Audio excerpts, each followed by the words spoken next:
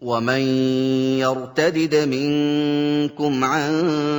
دينه فيمت وهو كافر فأولئك حبطت أعمالهم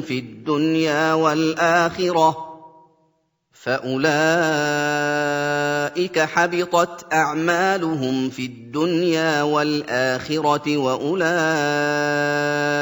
أصحاب النار هم فيها خالدون. الحمد لله الذي اصطفانا من عباده المسلمين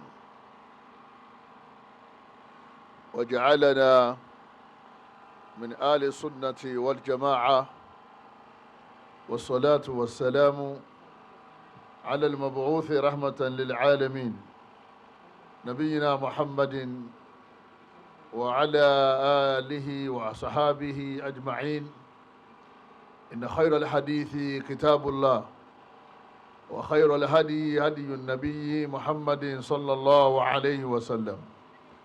وشر الأمور محدثاتها، وكل محدثة بدعة، وكل بدعة ضلالة، وكل ضلالة في النار. إخوة الإيمان، السلام عليكم ورحمة الله وبركاته.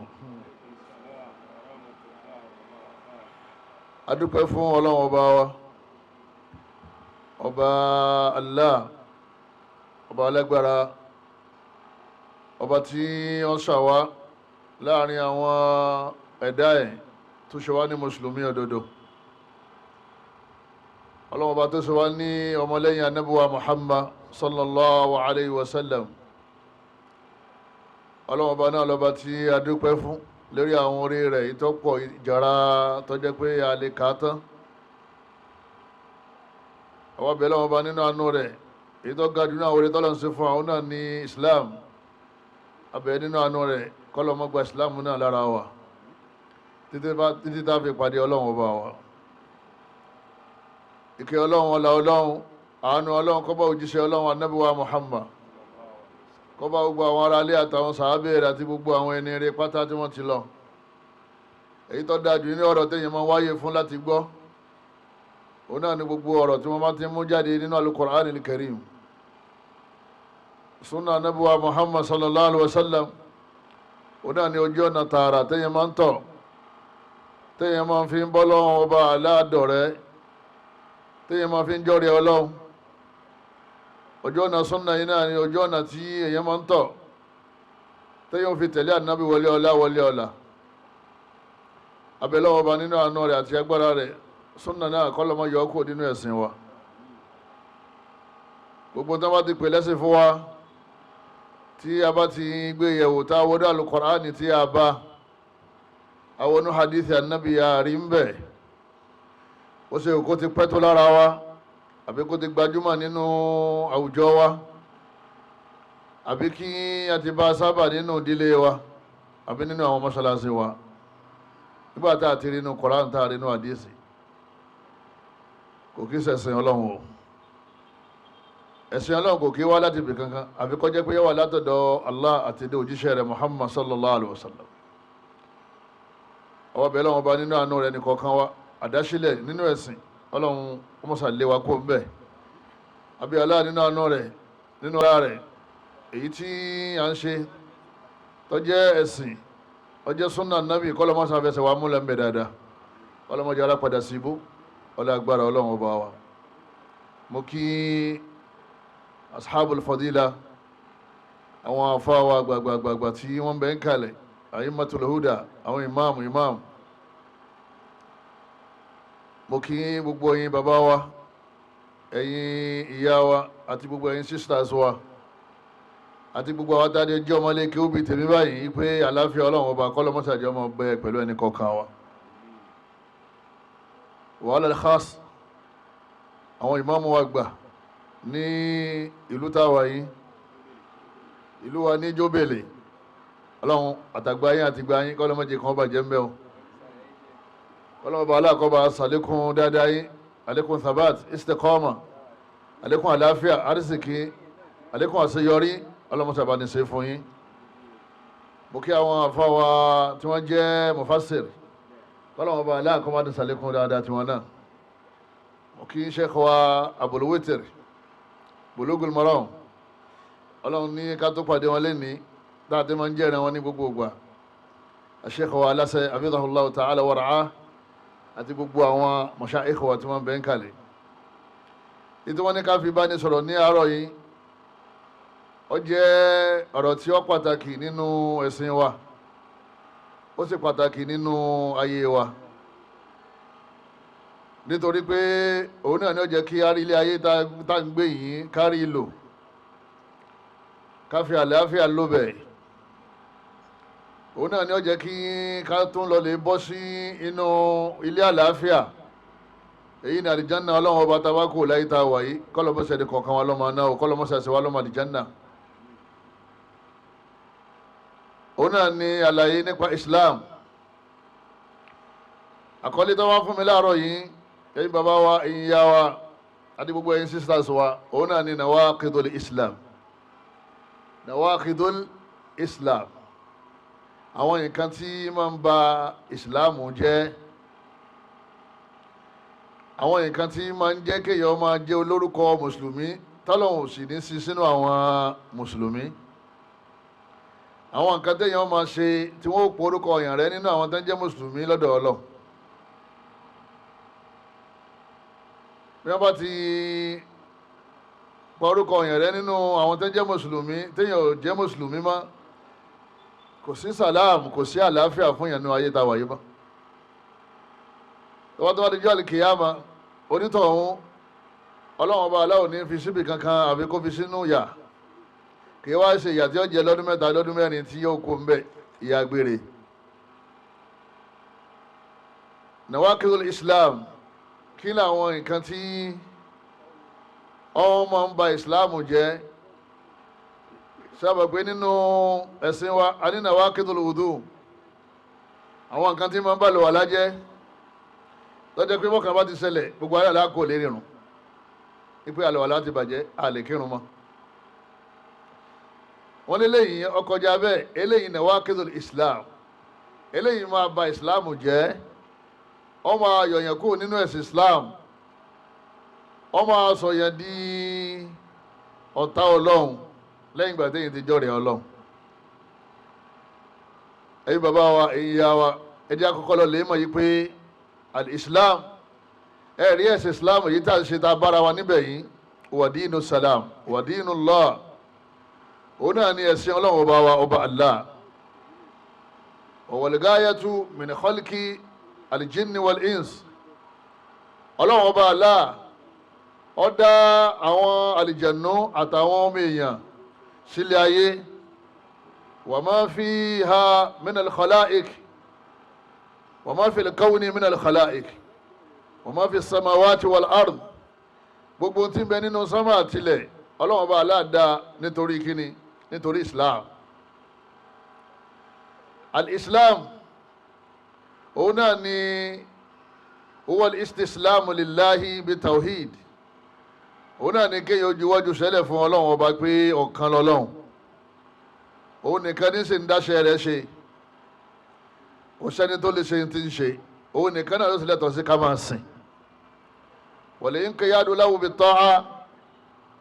lẹ́yìn náà ká máa wá tẹ̀lé àṣẹ Ọlọ́run tó wà nínú al-Qur'ani àti hadisi, ìtí wọ́n pè ní Islam nìyẹn. wal-bara'atu mina shiriki wa ahli, ayé wa ahli shiriki, ká wá bọ́pá bọ́sẹ̀ kúrò níbi gbogbo táwọn èèyàn ń bọ, táwọn èèyàn ń sìn yàtọ̀ sí Ọlọ́run, ká jìnnà sí, ká dẹ̀ jìnnà sí gbogbo àwọn tí wọ́n jẹ́ ọ̀tá Ọlọ́run, tí wọ́n ní Ọlọ́run ọba àbí lẹ́yìn Ọlọ́run. èyí ni àwọn ẹlẹ́bọ. ó lè jẹ́ mùsùlùmí kó máa ṣẹbọ, ó lè jẹ́ mùsùlùmí kó mú àwọn ẹlẹ́bọ lọ́rẹ̀ẹ́, torí pé Ọlọ́run ọba Allah subhanahu wa ta'ala ó jẹ́ òye wa yí pé òun ò dá wa fún kankan bí ìbá jẹ́ pé òun dá wa nítorí ká wá sin òun nìkan. a'udhu billahi minash shaitani rajim. Ọlọ́run ọba ní wa ma khalaqatul jinna wal insa illa liya'budun. Ọlọ́run ọba ní èmi Ọlọ́run ọba ìdálìjànú àtọ́mọ èèyàn lásán sílé ayé bí ìbá jẹ́ pé mo dá wọn illa liya'budun, bí ìbá jẹ́ pé mo dá wọn torí kan lè wá máa sìn mí, illa liya'budu kọ́lọ̀ ń sọ. ọlọ́ni illa liya'budun nù wà ń bẹ̀ ibi nù yẹn àwọn afá ti ṣàlàyé tó wà ń bẹ̀ fún wa nù yẹn wá ní ó ní yá kan ní gbẹ̀yìn tẹ́lẹ̀ wọ́n wá pa yá yẹrẹ li takhfif illa liya'buduni ní gangan bí tọ́rọ̀ wà nìyẹn tó wá dé pé illa liya'buduni nìkan lọ́ba wà ń bẹ̀ ayé gbogbo táwọn èèyàn bá rí làbá máa pé àwọn náà ń sá ń sẹ̀sìn ẹni tí ń sògbónú àníbà jàmọ́ illa liya'budu lọ́wọ́ ń bẹ̀ ẹni tí ń sin Jésù àníbà ṣẹjọ́ torí pé illa liya'budu lọ́wọ́ ń bẹ̀ ẹni tí ń sin omi tí ń sin gi ẹni tí ń sin ni tí ń sin náà àníbà sọ kò ní kódà nílé fèsì ẹ̀ torí pé yóò ní ebi illa liya'budu lọ́wọ́ ń bẹ̀ ipe ọlọ́run bá lóhun òun dá wa nítorí ká máa ṣẹ̀sìn àwọn dẹ̀ ń ṣẹ̀sìn àwọn ọlọ́run sọ bẹ́ẹ̀ ọlọ́run ní illa liya'budu ní ìyẹn ló yanjú ọ̀rọ̀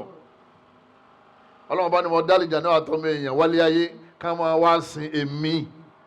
èmi tí mo dá wọn ní èmi ọlọ́run tí mo dá wọn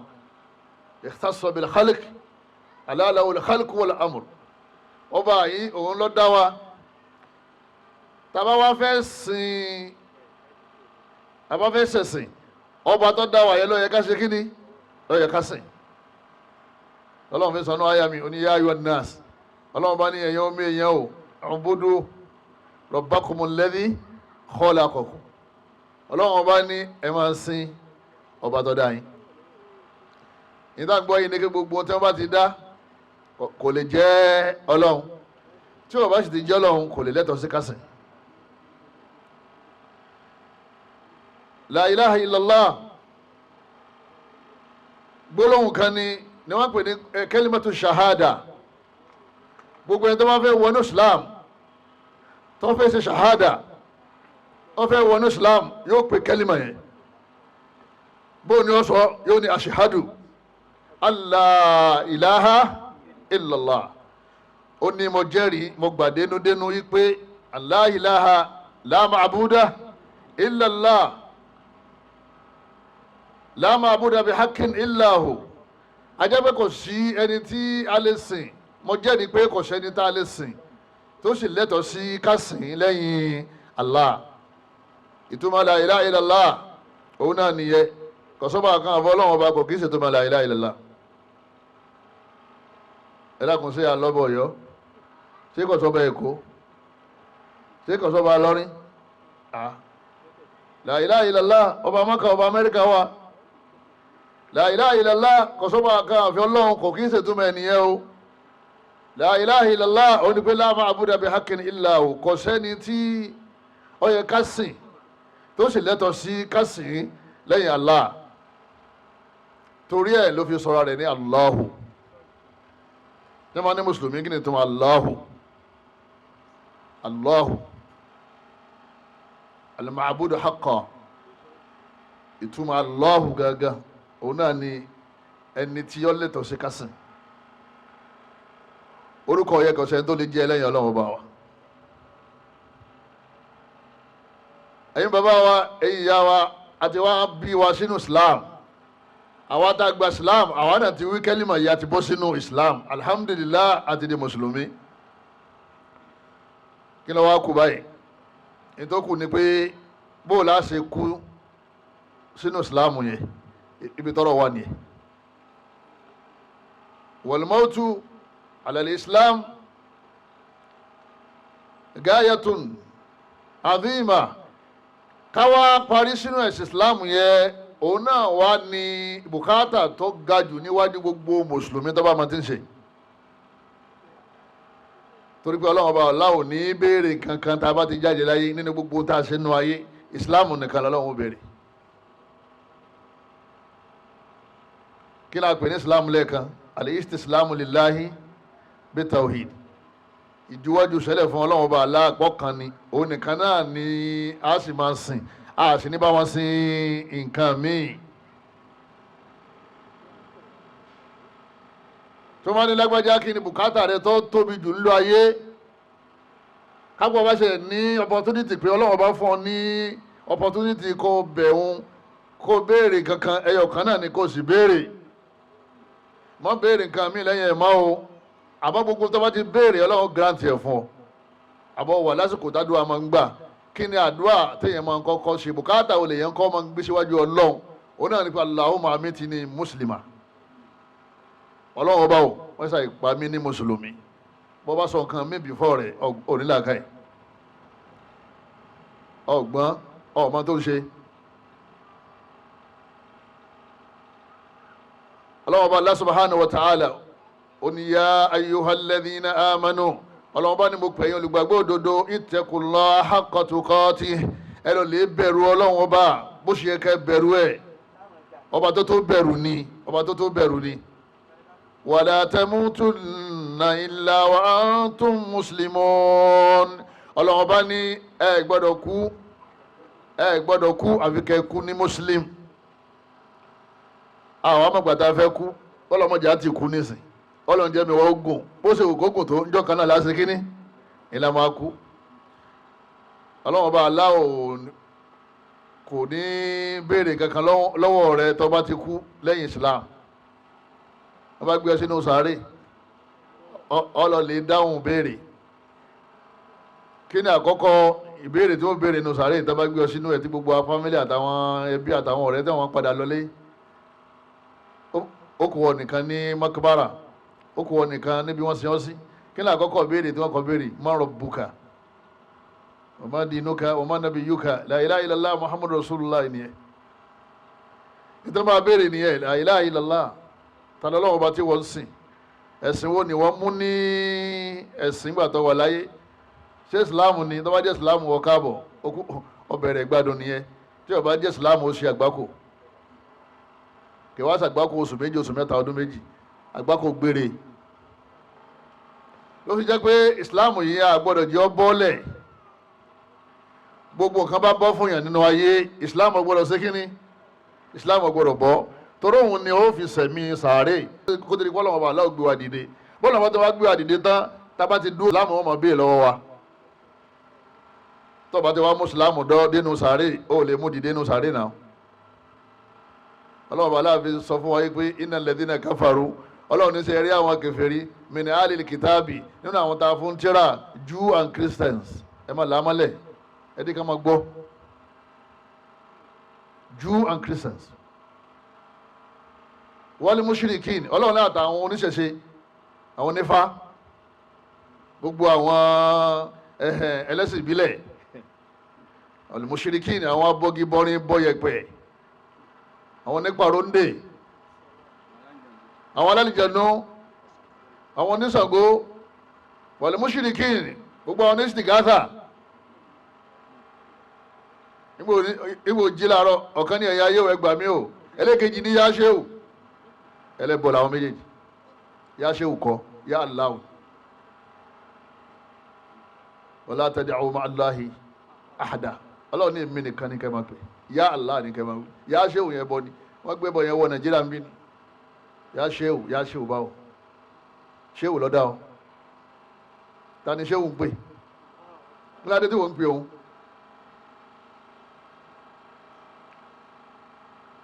ẹ̀yin bàbá wa ẹ̀yin ìyá wa hey gbogbo ẹja máa lọ lè sunkún sí kọ̀rọ̀ ká máa lọ lè bẹ lọ́hún a máa ṣe sàárà lọ́pọ̀lọpọ̀ a máa ṣàdúrà lọ́sàn-án ká ṣàdúrà lóru a máa lọ Mẹ́kà ká máa lọ umra a máa lọ hajj a máa lọ lè bẹ lọ́hún aláàfáà kí ni bùkátà rẹ̀ tó wọn bẹ lọ́hún lélẹ́rìí báyìí a ní kọ́lọ́run sápá mi ní mùsùlùmí ni ọmọ ìyá mi ọ̀rọ̀ tó bẹ jù bẹ́ẹ̀ lọ.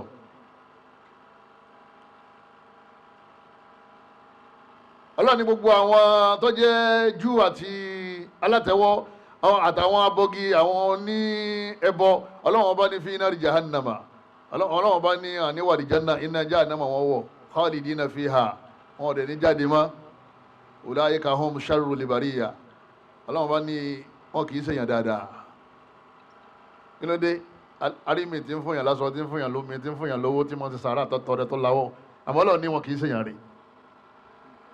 ibo ni wọ́n ti fẹ́ẹ̀lì tán fi dèyàn bú fi la ilaha fi tahqiqi la ilaha illallah torí pé wọn mọ Ọlọ́run lọ́kan kò sí tó lè dà láyé kò sí tó lè jẹ́ láyé tó bá ti mọ Ọlọ́run lọ́kan èyí ṣèyàn ulaika kal an'am ọlọ́run bá ní àwọn èèyàn yàtọ̀ sẹ́ranko bal hum adall ọlọ́run bá ní kọ́dà ẹranko tún sàn jù wọ́n lọ wọ́n ń bẹnu ayé òòrí ìsìláàmù ṣe ewu ńlá ni o. al-khasaratul abadiyya wọ́n ní òfò gbére liman batala islamuhu liman nakọ̀dọ̀ islamuhu yóò mọ bọ́ fẹ́ni tí islamu rẹ̀ bá bàjẹ́ òfò gbére lẹ́yìn ìgbà tó bá jáde ilé ayé torí gbogbo tó ṣe nínú ayé nínú iṣẹ́ rí ọlọ́run ní san lẹ́san lọ́run gbogbo ẹ̀sìn tó sì sìn lẹ́yìn ìgbà tó ti ṣèkan nínú nǹkan tí islamu máa fi ń bàjẹ́ mọ́yàn lọ́wọ́ ẹyọ kan tó ṣe yẹn ó ti bá gbogbo iṣẹ́ rí tó ṣe jẹ́ yóò pàdé ọlọ́run ọba lẹ́ni tí òfò ṣe ọlọ́run ni wọ́n mọ̀ yẹ̀bùtẹ́ gẹ́gẹ́ ìlànà ìsìláàmù dínà ọlọ́run ní tẹ́yìn bá mú nǹkan míì nínú àwọn ẹ̀sìn kẹ́sìn tẹ́yìn bá mú pàdé òun ó jáde láyé ó wá mú ẹ̀sìn míì pàdé ọlọ́run tí kò kìí ṣe islam ọlọ́run ọba ní gẹ́gẹ́ ìlànà ìsìláàmù dínà tí kò kìí ṣe islam falan yuqbala minhu ọlọ́run ọba ní àní gbà lọ́wọ́ rẹ̀ falan yuqbala minhu àní gba ẹ̀sìn yẹn tó yàtọ̀ sí islam yà nígbà lọ́wọ́ ẹ̀ wa huwa fil akhirati minal khasirin tí wọ́n bá ti gbà lọ́wọ́ rẹ̀ kí ní ó ṣẹlẹ̀ ọlọ́wọ́n bá ní òfò ṣe ni ó wàhálà tó ṣe nínú ayé ṣé wọ́n rí ọ̀rọ̀ tá a fẹ́ sọ yìí sìn oyé níwọ̀nba èyí tó lè wúlò fún àwọn ẹlẹ́bọ àwọn ológun àwọn oníṣẹ̀ṣe àwọn kìrìsìtẹ́nì òun náà mo ti sọ síwájú yìí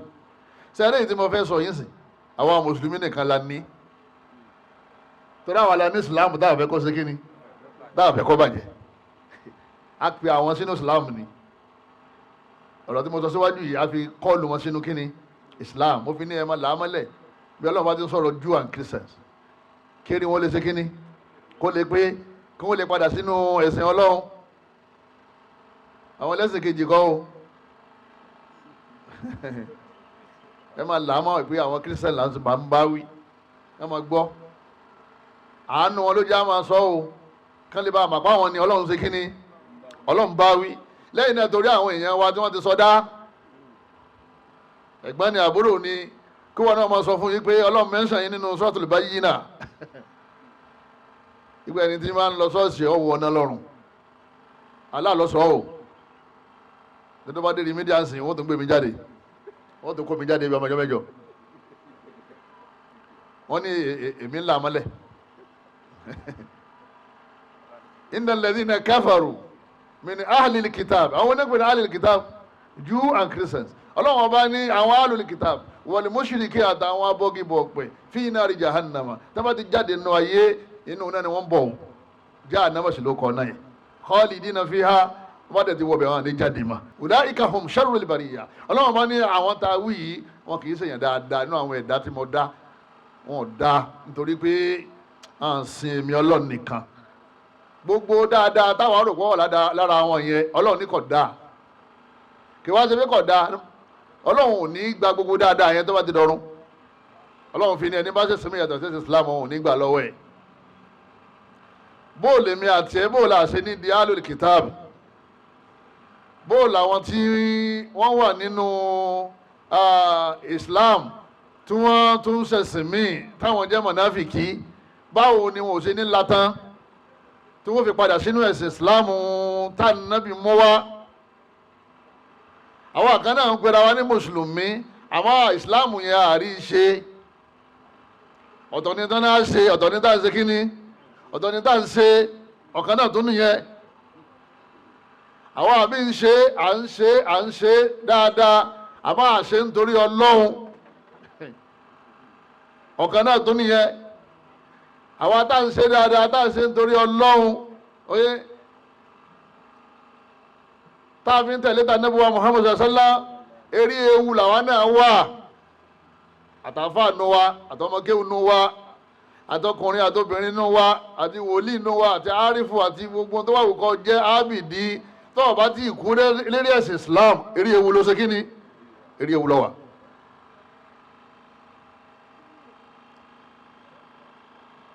Allahumma ni wa huwa fil akhirati minal khasirin ọlọ́run bá ní tí ọba ti mú ìsìláàmù dọ́rùn tó bá ní mẹ́sìn míì wá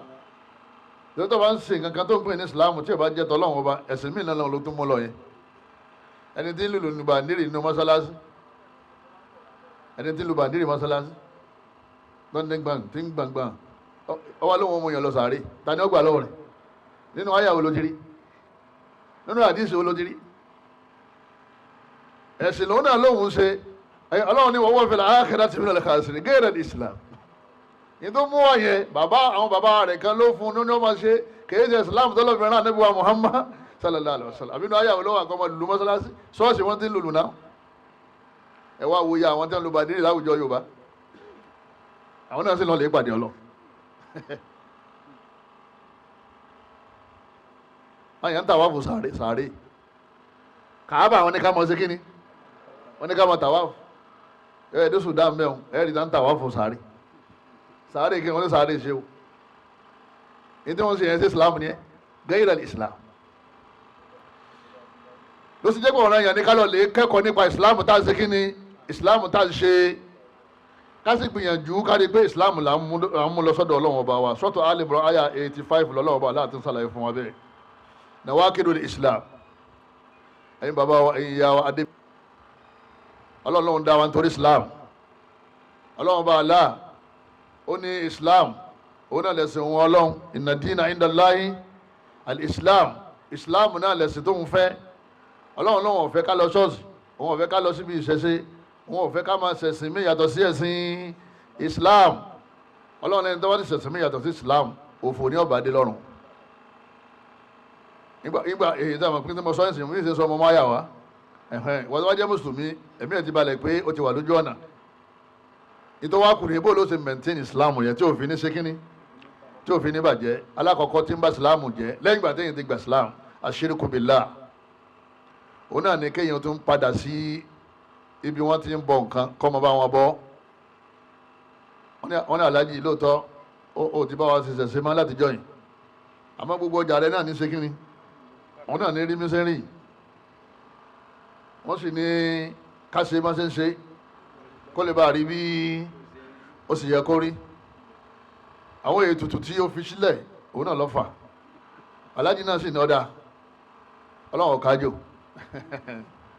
lónìí àbá padà lọlé wọ́n wá jọ jòkó síbi ojúbọ yẹn wọ́n jọ bọ́ lọ́dún yẹn aláàjì yẹn kò kí ṣe mùsùlùmí mọ́ o torí tó fi sílẹ̀ tó fi jẹ́ mùsùlùmí náà ló ti tún ṣe kí ni lónìí tó padà síbẹ̀ yẹn ẹ mọ̀ pé mùsùlùmí mọ́ gbogbo àwọn aláàjì tí wọ́n bá wa gbé orò wọn kì í ṣe mùsùlùmí o òṣàwọ̀ ni wọ́n ń bọ ní kàràkàrà ni wọ́n ń bọ àwakọ́ o tí wọ́n ń bọ ní kàràkàrà bí wọ́n ní òwúrọ̀ àti Ṣàngó náà ni wọ́n ní eégún náà wà ń bẹ̀ Ọlọ́run ní jẹ́ káwọ́ wà ń bẹ̀ o wọ́n ní nígbà tó ti padà sínú Ṣàngó bíbọ̀ yẹ Ṣàngó yẹ ti ba ìsìláàmù ti ń ṣe bọ̀ ó ti bàjẹ́ bọ́ bá ti kúnjọ́ kejì tó bọ Ṣàngó yẹ tó sì gbàgbọ́ tí ò tí ì túbá ọwọ́ dàgbére gbogbo àjẹrà àti mọ́ra rẹ̀ ó ti ṣe kíni ọwọ́ fil akhirati minal khasirin òfò ti bá Ọlọ́run àbíọ́ o wọ́n ti mú ọkàn wa dúró mọ́jà tó padà sínú ẹ̀sìn mi yàtọ̀ sẹ́sìn Islam wọ́n náà lájà àwọn ní òun náà lọ ọ̀dọ̀ àwọn pásítọ̀ ó ti di Christian òun náà ti ń pe Jésù lólúwa wa bisimilayi ni ma wí tẹ́lẹ̀ lórúkọ Ọlọ́run kí ló kù tí ń wí sí jama lórúkọ Jésù tó ní à ń pè lápadà sí ibú gangan nìyẹn àpadà sí ìgbà ni kéèyàn lówó kó ní mọ́tò kọ́ mọ́ ní mọ́ tí ó bá ti kú Ọlọ́run tún fún ní mi àmọ́ àpadà sí ibú oyé bẹ́ẹ̀ bá ti kú lérí ẹ̀ wàhálà ńlá ni òun náà ni kéèyàn ó fi Ìsìlámù sílẹ̀ Ọlọ́run ní làyín aṣọ́rákítà Ọlọ́run bá ní rẹ̀ Muhammad bó ṣe tó yìí làyín aṣọ́rákítà tó bá tún mú kíní kan tó tún bá wọn bọ ní ìlú tó wà yìí làyín aṣọ́rákítà táàyẹ Muhammad ní Ọlọ́run bá wí ìwọ Muhammad mọ̀ ń bá wí o gbọ́ ọ̀rẹ́ mi gbọ́ o wọ́n tún mú kàmákàmá o tọ́ba yẹ tó mú kàmákà láyà àbàtọ́ na àmàlùkà gbogbo iṣẹ́ tó ṣe síwájú àwọ̀ Ọlọ́run gbogbo ẹ ti ṣe kínní ó ti bàjẹ́ ìsìláàmù rẹ ti bàjẹ́ Ọlọ́run tó bá dábì pé ìsìláàmù rẹ ti bàjẹ́ tó bá ṣe kínní tó bá ti ń bá wọn ṣẹbọ àwọn míì ń bọ màálù, àwọn míì ń ṣẹ̀yọ̀, àwọn míì wọ́n ń ferí kanlẹ̀, wọ́n ń kúnlẹ̀ fún àwọn ẹ̀dá Ọlọ́run, àwọn míì wọ́n ń bọ iná. Ànábì Ibrahim alayhi salatu wa salam ìdí máa bẹ Ọlọ́run nítorí gbogbo ìgbà tó bá ti jí lóru ni máa ń ṣàdúrà, a ní wajnubni wa baniya an na'buda al-asnam. kò sẹ́ni tá padà sí bóun lè bá a. mo kéwú kọjá pé yín lè ṣẹbọ ọmọ bẹ lọ́ni o. ọmọ àwọn afáàtà ń padà ń gbé ìpèsè lọ sí eréta mẹ́ta nígbà tí wàhálà dé, wọ́n tan tọ́sí láì ti sí mọ́mù lójú. àwọn ọmọ táwọn ní bàbá kílẹ̀ wọn lábẹ́ bíríìjì lẹ́kọ̀ọ́ ló ti ṣẹlẹ̀. wọ́n ní bàbá àfáà ni kí ló ṣẹlẹ̀? ó ní ọ̀rọ̀ bí nǹkan ó ṣe da yín náà ni. bàbá àfáà wọ́n recognize face yẹn. ìyá ọmọ bẹ́ẹ̀ lọ́wọ́ bá o. wọ́n láyà débi pé tàwídìí ti yé wa, ẹsẹ̀ ò lè yí mọ́ o, ẹsẹ̀ ò lè yẹ̀ mọ́ o, ọkàn ò lè yí o, òsín tọ́lá wọn lè ṣe. bọ́ọ̀ bá ti kú sínú Islam báyìí ẹ̀mí rẹ̀ ò ti balẹ̀. Ànábì Ibrahim ni wajnubni, ó ní wọ Ọlọ́run ọba ò mọ́ṣà gbé mi jìnnà wa baniya àtàwọn ọmọ mi an na'buda al-asnam. mọ́jà wà nínú àwọn tí wọ́n jọ máa bọ ère tó wà nílùú yìí o, mọ́jà mi ò padà lọ dí ère o, mọ́ sì já àwọn ọmọ mi ó ṣe kíní, mọ́jà wọn ó débẹ̀. jẹ́ á kú ní mùsùlùmí òdodo. àdúrà tí wọn náà máa ṣe ni fi kún àdúrà rẹ̀, torí ìṣẹ̀mí gbére tó fẹ́ lò lẹ́yìn èyí tí yọ padà tán yìí. ìṣẹ̀mí gbére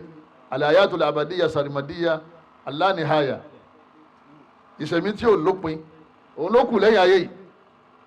téèyàn bá ti wá jásàlì jánà títẹ bá nù, iyì rẹ, àpọ́nlé rẹ, oríire rẹ, òun náà ní kí ó jálè kí á ní máa wà lìjánà lọ torí pé ó ṣe Islam.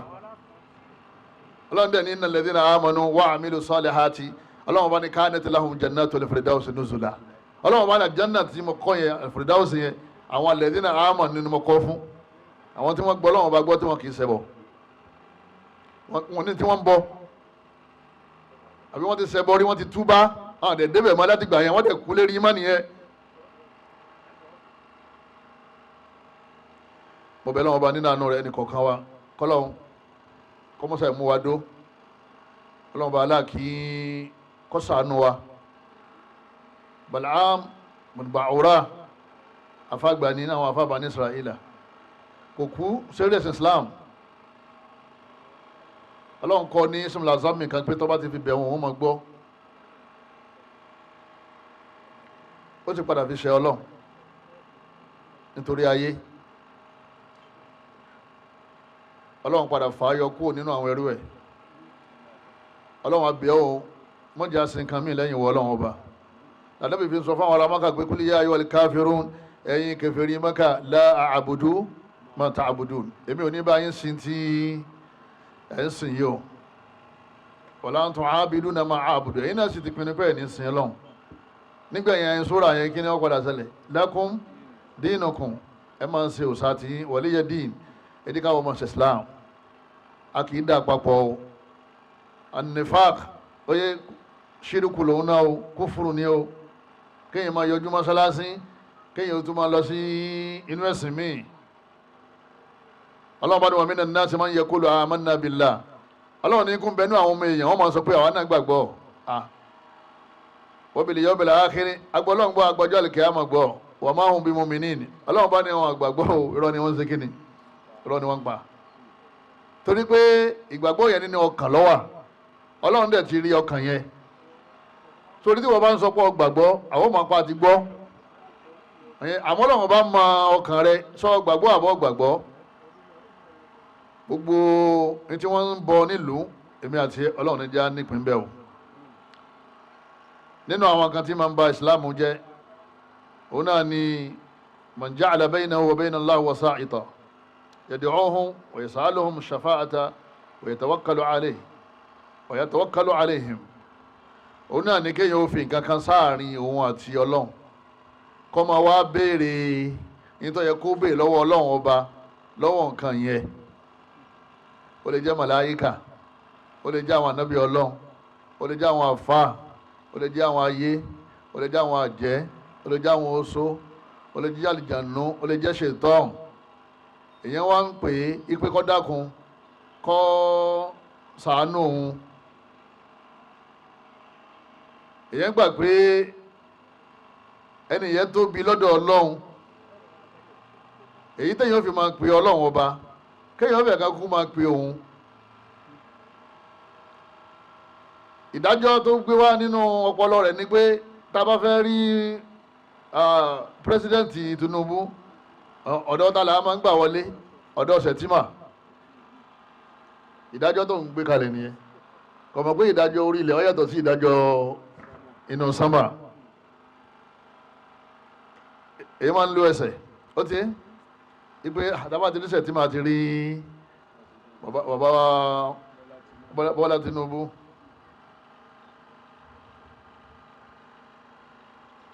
òun náà wá ní àtàbà ti rí Ànábì Ìsá àti rọ́lọ́n alayhi salatu wassalam. làwọn tọ̀hún fi ń sọ pé Jésù Olúwa wa, wọ́n mọ̀ dájú pé ẹni tó dá gbogbo ayé wà ń sánmà lókè, bọ̀tí wọ́n ń pè yẹn ní Olúwa wa nítorí pé wọ́n ní òun lọ́mọ Ọlọ́run, òun ni wọ́n gbé sáàrin àwọn àtọ́lọ́run. ìmọ̀ mú yẹn kó inú Islamu ẹni ó bá nírú gbàgbọ́ yẹn. nígbà míì wọ́n á ní àmì Jésù. kí ni tó máa àmì? gbà á, Jésù gbà á lọ́wọ́ wa. àwọn onísúfì náà máa ń ṣe láàrin wa kọ́lọ̀njá túbá, kí wọ́n ní ya Sheikh Al-Badawi, ya Sheikh Rufai, ya Sheikh Ibrahim Niyaz. àwọn ní kí ló tẹ̀ pé Ọlọ́run tẹ̀ ń pè àwọn láwọn yẹn súnmọ́ lọ. àwọn tọ̀wọ́n náà wá ní ẹ̀yin ayé o, ẹ̀yin ayé o, ẹ̀yin tọ́lọ́ ń gbáyé fún ẹgbáyé fún wa o. ìdí wọ́n sọ ni pé káwọn ayé kí wọ́n sọ fọ́lọ́run kó bù wá nú ayé, kó wá fún ayé káyé wá fún ọ. ẹ̀yin ayé lọ́dà o, wáyé tó ń payé.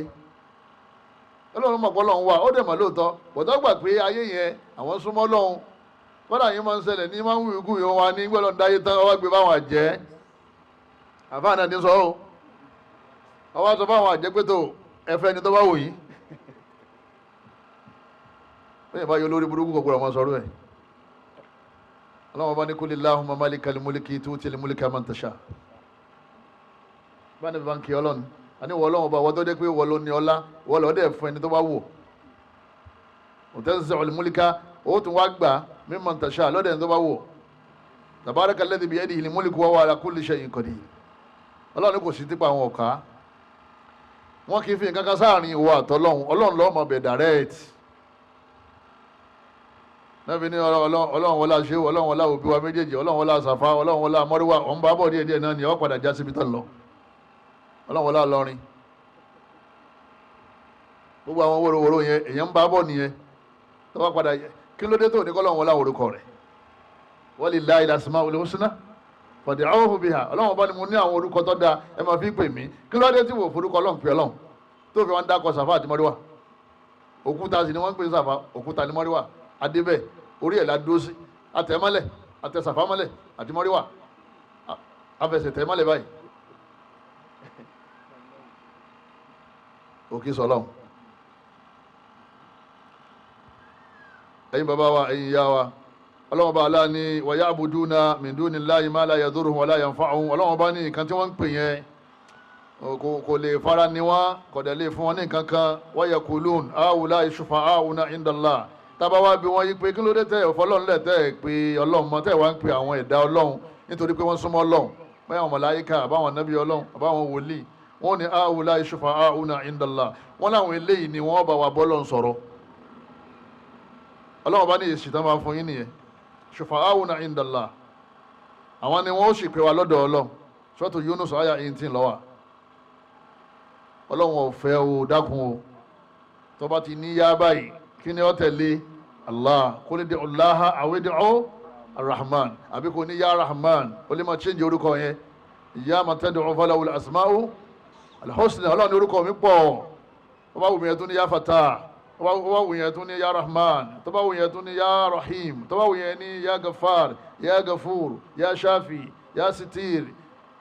Kabir, yá Karim, yá Azim. àwọn Ọlọ́run ní èmi ní kí pé Ọlọ́run ò fẹ́ gbọ́ kẹ́ ẹ máa pe nǹkan mí yàtọ̀ sí mi Ọlọ́run, kẹ́ ẹ wá nítorí pé wọ́n tọ̀ ń súnmọ́ mi. ẹ dákun ẹ já kó níbẹ̀ o lahu da'watul haqqi ọlọ́run ọba ní òun ọlọ́run ọba òun nìkan lòun ní ìpèpè òdodo walladhina yad'una min dunihi gbogbo ẹni táwọn èèyàn ń pè tí ì sọ lọ́hùn la yastajibuna lahum bi shay ẹgbẹ́ ayé àyẹn nẹ́ka òtún la yastajibuna lahum bi shay ọlọ́run ọba ní à lè dá yín lóhùn gbogbo wọn la yastajibuna àbí istijaba àbí ọlọ́run ọba ní à lè gbogbo wọn kò sẹ́nìkan tó lè dá yín lóhùn nù wa Suratu Ra'd àyà 14 lọ́wọ́ sẹ́ni pé ìsìlámù tá nàbí mu wá nìyẹn wọ́n tó wá fẹ́ sí ìsìlámù tá nàbí mu wá ọwọ́ àjọgùn bíi Tìjàníyà ó lóun wọ́n sì bá dà wọ́n sì ìsìlámù ó ti sá lọ tipẹ́tipẹ́ ẹgbẹ́ tẹ́ bá pè la ilaha àtàbáyì la ilaha illallah la ilaha illallah la ilaha illallah ya Sheikh Ibrahim gawsun lili wara gisini bi gaisi kavali monatan fili kara la ilaha illallah ó ti sá lọ tipẹ́tipẹ́ àwa sáko ń bẹ̀ ni eléyìí tẹ̀ ń sèyí ẹbọ ni Allah ló pe lẹ́bọ̀ náà ní ká yẹn Suratu Ra'd àyà kéde jọba àyà 14 ẹni tí ń pe yá Sheikh àti yá Jésù ọmọ ìyá kan náà ni wọ́n àwọn náà máa sọ pé má pe Jésù Jésù ọ̀dà ká máa pe Jésù ànábì Ọlọ́run nìyẹn o wọ́n wá ní àwọn ọ̀dà ká máa pe Sheikh kìíní ìwọlé nínú ànábì àti Sheikh ta lójú ara wọn lọ òun náà sọ pé ẹni máa pe Jésù ọmọ náà ni kèfèrí lè yẹn a ní bàbá ẹ̀yin náà pe yá Sheikh lẹ́ẹ̀kan àwọn ìyẹn ẹ̀ máa gbalagbà ti gbé yẹn kalẹ̀ nìyẹn bá a ti gbà láti fásitì àti Morocco nìyẹn Islam kò ń ṣe o Islam yẹn ti bàjẹ́ o nínú àwọn kan tí wọ́n ń ba Islam jẹ́ èdè àwọ̀ ilmil gaib òun náà ni kéèyàn ó máa sọ fáwọn èèyàn yìí pé bẹ́ẹ̀ mi ṣe wà yìí alimul gaib ni mí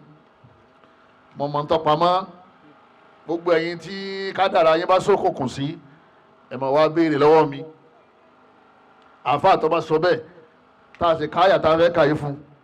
torí ẹni tí ó bá mọ̀ ẹni tí pè ní ẹlẹ́bọ ẹni tí pè ní kèfèrí ẹni tí sọ pé ìsìlámù rẹ̀ bàjẹ́ ó dìgbà tó bá mọ̀ pé tóun ṣe yẹn kò dáa àmọ́ gbà tá a káyà fún ọ wá ní àní alimul gaibi lòun náà àfáà tẹ̀ bá mọ̀ ní kẹlẹ́ mọ̀ àwa ń wusẹ́ àwa ń wusẹ́ tẹ̀ bá mọ̀ pé ẹ̀ mọ̀ ń pa ẹ̀ ìdí àwọn alimul gaibi gbogbo ẹni tí máa ń sọ pé òun mọ kọ̀kọ̀ òun mọ kádàrá tara tiẹ̀ àbọ̀ mọ kádàrá àwọn ẹlòmíín náà wọ́n wá sọ tọ́pamọ́ nínú tó ti kọjá àbí tí ń bọ̀ wọ́n ló ń tọ̀ òun Islam ẹ̀ ti bàjẹ́ anabi wa Muhammad sallallahu alaihi wa sallam anabi ni mani ata arrafa ẹni bá lò lè bá àwọn tí wọ́n máa ń wọṣẹ́ wọ́n fẹ́ sọ ń tọ́ sọnù fún yàn àbí tọ́pamọ́ àwọn káyìn náà àbáwọn tí wọ́n ń ṣe ọ̀pẹ̀lẹ̀ tí wọ́n ń dafa ipe afẹ́ wo kí ni iṣẹ́ àṣelà rẹ̀ nítorí fẹ́ ṣe yín ọ̀dà àbí ọ̀dà lágbájá báyìí lọ́jọ́ ọ̀la rẹ̀ nítorí wà nù kádà rẹ̀ ní àdébẹ̀rẹ̀ tó bá lọ lè bá ẹni tí ń sọ bẹ́ẹ̀ fásọ̀ dákọ̀ ó sì gbà pé tí ń sọ òótọ́ ni fàkọ́dí kàfàrà àárín ẹ̀hún dáláyìn rẹ̀ fàkọ́dí kàfàrà bima unzila ala Muhammad àdébẹ̀rẹ̀ ni ó ti ṣe kèfèrí sí àyà Kùránì tá a sọ kalẹ̀ ẹni bá ṣe kèfèrí sáyà Kùránì ó ti ṣe kèfèrí sọ́lọ̀ àbí kí n lágbàgbọ́ tàbí jólùgbàgbọ́ òdodo agbọ́lọ́ngbọ́ ànábì àti tírà ní àbí al-imanu billahi wa malaikatihi wa kutubihi kí láyà náà àwọn afá ní ọlọ́wọ́n bá ní alimul ghaibi wa shahada ọlọ́wọ́n bá ní alimul ghaibi wa shahada èmi ní alimul ghaibi wa shahada èmi ní mo máa ń tọ́pamọ́ fata'ala Allahu amma yushrikun fata'ala Allahu ọlọ́wọ́n bá ní mo tóbi gan kọjá amma yushrikun fi ilmil ghaib mo kọjá kẹtún wá fi ẹnìkan sẹ́gbẹ́ mi nínú sánmà àtìlẹ̀ yìí pé òun náà wà lẹ́gbẹ̀ẹ́ mi òun náà tún máa ń tọ́pamọ́ ọlọ́wọ́n bá ní mo kọjá bẹ́ẹ̀ tó bá ní bàbá ọba ẹ̀ sì jòkó ní ọ̀kan yẹn àwọn ni mo kọjá kí n bá àwọn ènìyàn jòkó kí là ń gbọ́ yín bẹ́ẹ̀ tí wọ́n ní pé ipò ọba ó ju ipò bọ́dà yẹn lọ ọlọ́run ni mo kọjá bẹ́ẹ̀ mo kọjá kẹ́nìkan tó máa sọ nínú sánmà àtìlẹ̀ pé òun máa ń tọ́pamọ́ ká máa wá jẹ́ méjì àmọ́ yóò ṣèrìkù kẹ́ẹ̀ fi ṣe kéjì mi ọlọ́run ni mo kọjá bẹ́ẹ̀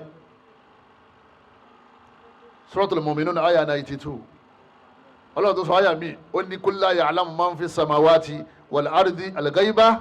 illa Allah. Ọlọ́run ọba ní ìrẹ́ ànábì bá mi sọ fún gbogbo ayé wípé kul la ya'lamu man fi samawati, gbogbo àwọn tó wà nù sánmà, wa man fil ard, àti gbogbo àwọn tó wà lórí ilẹ̀, àmọ́ kí ni al-ghayba, ìtọ́pamọ́,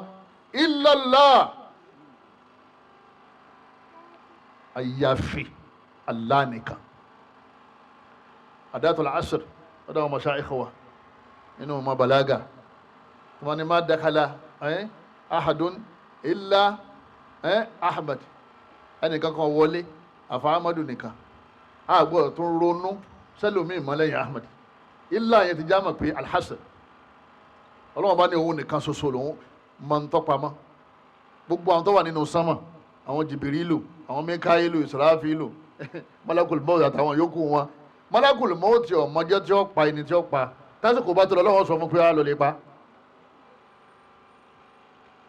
mẹ́káìlù tó ti ń bẹ nídìí ká máa rọ̀jò, kò mọ òjò tí ó rọ̀ lọ́la àfìgbà tásìkò bá tó tọ́lọ́ wọn ni wọ́n yá lọ lè sọ òjò kalẹ̀. jìbìrìlù ọmọ ẹni tó fẹ́ fún ní tírà, àbàtìkò tó bá tó àsìkò bá dé pé wọ́n yá wà lè fún ànábì báyìí ní tírà báyìí.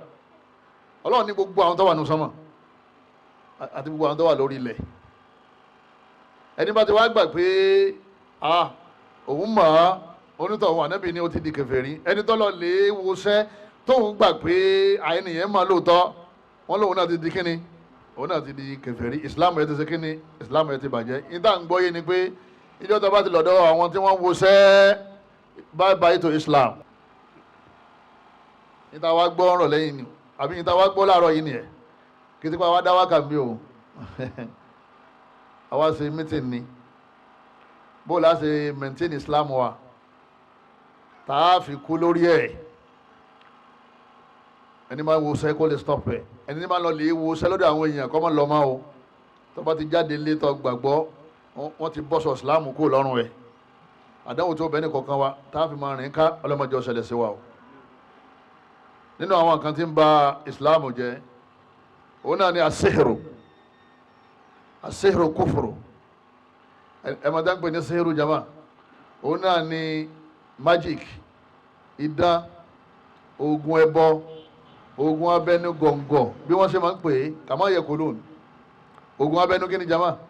Gọ̀ǹgọ̀. èyí lè gbé panadol lọ́wọ́ kan ní oògùn abẹnú gọ̀ǹgọ̀ lọ́wọ́ lọ́wọ́ rẹ̀. panadol gan kò sẹ́nu gọ̀ǹgọ̀. èyí lè gbé oyin lọ́wọ́ kan ní oògùn abẹnú gọ̀ǹgọ̀ nífẹ̀ẹ́ lọ́wọ́ rẹ̀ yìí. torí pé medicine nìyẹn, Islam ní ká máa lo medicine. èyàn ò lè gbé abátòsọ̀dá lọ́wọ́ sí ká ní oògùn abẹni gọ̀ǹgọ̀. ó lè gbé ewé efirin lọ́wọ́ sí, efirin tútù láàárọ̀ kùtù ọjà àjàmá tó fomi sí púpọ̀, ọwọ́ gbé lura, ọwọ́ dàgbére fún jẹ́ díẹ̀ díẹ̀ yín romi. èyàn gbọ́dọ̀ gbé efirin lọ́wọ́ ká ní oògùn kí ní oògùn jẹ̀dí ni ká wá ní oògùn abẹni gọ̀ǹgọ̀ náà. oògùn abẹni gọ̀ǹgọ̀ ni wọ́n ń pè ní sihiru. Yorùbá ní máa ń yìn bẹ́ẹ̀, àwọn náà máa ń pè bẹ́ẹ̀ torí pé ẹnu rẹ̀ yìí máa ń ṣe gọ̀ǹgọ̀. gbogbo àwọn tí wọ́n máa ń lò gan ayé wọn máa ń ṣe kí ni, wọ́n máa ń gọ̀ǹgọ̀. kò ní yàtọ̀ sí wèrè. ẹ bá wọlé ológun, kò ní yàtọ̀ sígbà tẹ́ wọlé wèrè. ewé bí rana, ewé ọ̀bísímísì, má fọwọ́ kàn mọ́ mi, àjọ balẹ̀, ẹ̀rí ẹ̀fọn ta ha màálù, òun wà lẹ́gbẹ̀ẹ́ kan, pátákó ẹ̀sìn, orí èrè, sáré gbogbo ẹ̀ kò ní yàtọ̀ sí ẹrù wèrè. yóò máa dìde kùdì mbẹ, yóò máa sàṣẹ àwọn èèyàn. nígbà míì gan yóò máa sàṣì àwọn kọ́sítọ́mà, yóò máa rán àlìjànú sí àwọn èèyàn kó máa darí àwọn èèyàn. nígbà míì yóò máa ṣèkà pẹ̀lú ẹbọ, yóò máa ṣèkà pẹ̀lú kíní, pẹ̀lú ẹbọ yẹn bí kò yá yẹn ń wèrè kó di oyún mọ́ yẹn nú. ẹ lè rí ìmọ̀ sàárè òkú, ẹ wá lè rí ìmọ̀ omi òfurufú la fi ṣe, ẹ wàá fọ pẹ̀lú omi àgbọn ẹ mí sẹ mọ́,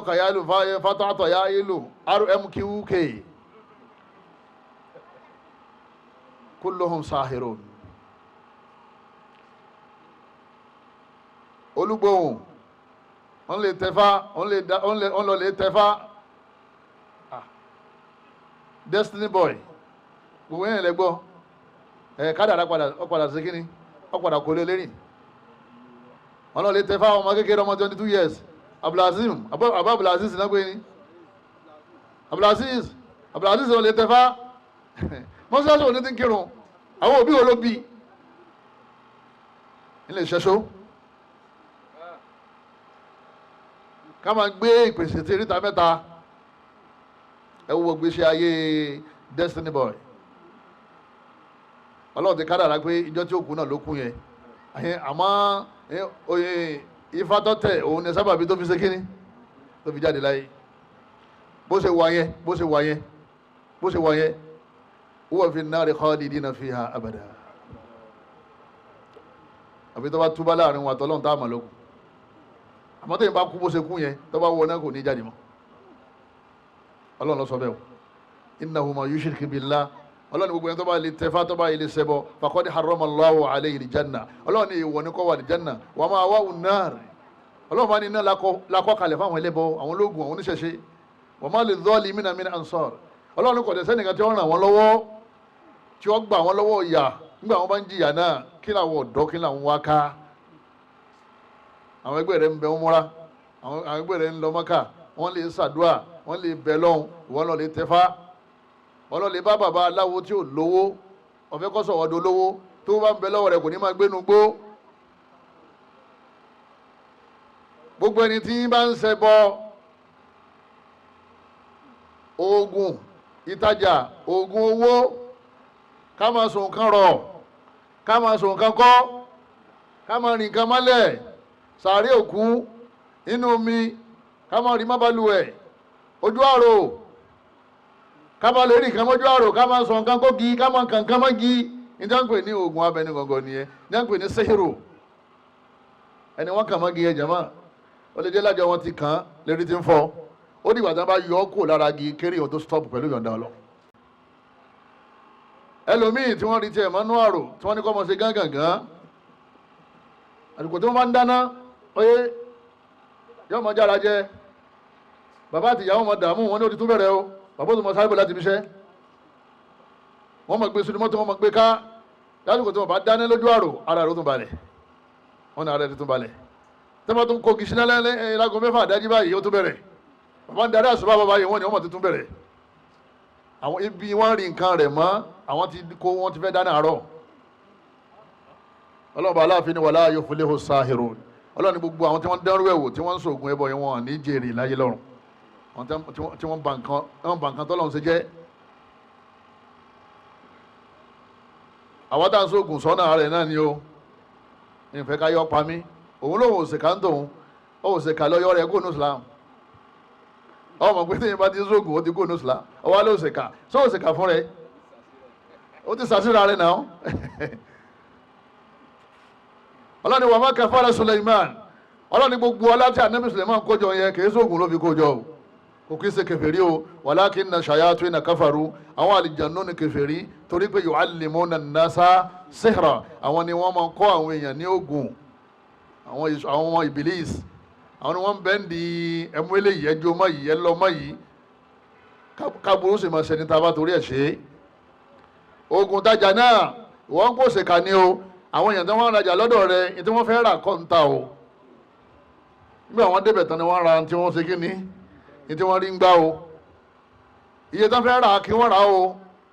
àwọn àlìjànú rẹ̀ ló beautify rẹ̀ o yukhayyalu ilayhim min sihrihim annaha tas'a wọ́n dàrú ni o nǹkan tí wọ́n sí gbá tí wọ́n sójà yẹn òun ló fà tí wọ́n fi ra aṣọ 10,000 ní 50,000 lọ́wọ́ rẹ̀ o àṣírà ọjà ọwọ́ ló ṣèkà fún yàn aṣọ tẹ́yẹ kọ́ tán 10,000 tó gba 50 lọ́wọ́ yàn 40,000 tó gba yẹn kí ló fi ṣe fún tọ̀hún ó fi ṣèkà èyí ni ìkà tó ṣe fún ọmọlàkejì sọ wá ní ìkà tó ṣe fúnra rẹ̀ ni pé wọ́n ti yọ ọkọ rẹ̀ kó nínú Islam èyàn lè jẹ́ ológun kó jẹ́ muslim torí ìwárà lọ́wọ́ pẹ̀lú àlìjànú ni. stein Allah nìkan ni ká máa sìn tábàdé need help Allah nìkan ni ká máa wárà lọ́wọ́ lọ sọ́dọ̀ ẹ̀ ẹni bá ti ń wárà lọ́wọ́ pẹ̀lú àlìjànú ó ti kó ní muslim. wa ma yu'allimani min ahadin hatta yaqula haruta àti maruta màláíkà ni wọ́n ọlọ́run sọ wọn kalẹ̀ ọlọ́run wá ní kí wọ́n lọ lè kó oògùn síwájú àwọn méjì oògùn àkábá oògùn tán fi ń dèyàn pa tán fi ń mú oyún tí òfin ní rí rọmọ bíbọ̀rọ̀ oògùn tán fi ń yàyàn wèrè tán fi ń fọyàn lérí adáàjìn ẹsẹ̀ yọ máa jẹrà ó ti tẹ̀ kan mọ́lẹ̀ ní jama ọlọ́mọdé àṣelẹ̀tẹ̀ gbogbo àwọn ológun yẹn ọlọ́run ní ká màláíkà méjì ojú òkúlẹ̀ kí wọ́n tó oògùn yẹn síwájú kán máa sọ fáwọn èèyàn pé wa ma yu'allimani min ahadin hatta yaqula innama nahnu fitnatun fala takfur wọ́n máa sọ fáwọn èèyàn pé ẹ wá rògùn innama nahnu fitna àmọ́ ṣe ẹni tá a tó lẹ̀ yìí fìtínà ni o ẹni bá ti kọ́ ń ta tó lẹ̀ tó bá ti kọ́ ó ti di fìtínà sínú ayé yóò mọ̀ wá dá fìtínà sínú ayé àwọn èèyàn fala takfur ìwọ́n mọ́ra o ẹ má di kèfèrí o ọlọ́run àwọn màláíkà yìí ṣe pírátíkà